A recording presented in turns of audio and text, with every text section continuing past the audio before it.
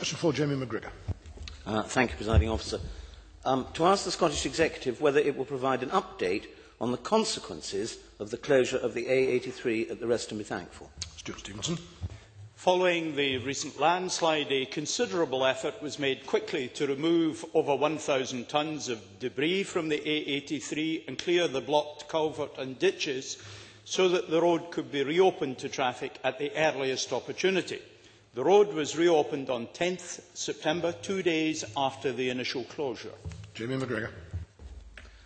Does the Minister recognise the anger and concern in my region that less than 2 years after the previous landslide we saw the closure again of the key artery into Argyll and Bute at exactly the same place? And does he also understand the fear of people waiting at that traffic light below that mountain, potentially in the path of a landslide? So what specific action will the Scottish Government take to prevent future closures and tackle the long-term problem of potential landslides, a problem that other European countries seem perfectly able to deal with? Minister.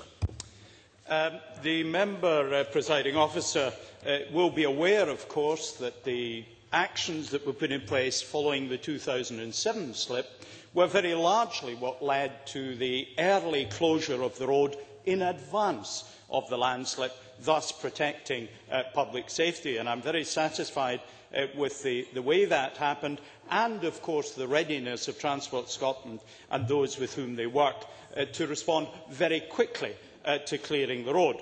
We are, of course, intending that in 2010 we have in place a permanent solution to the problem at this part of the hill.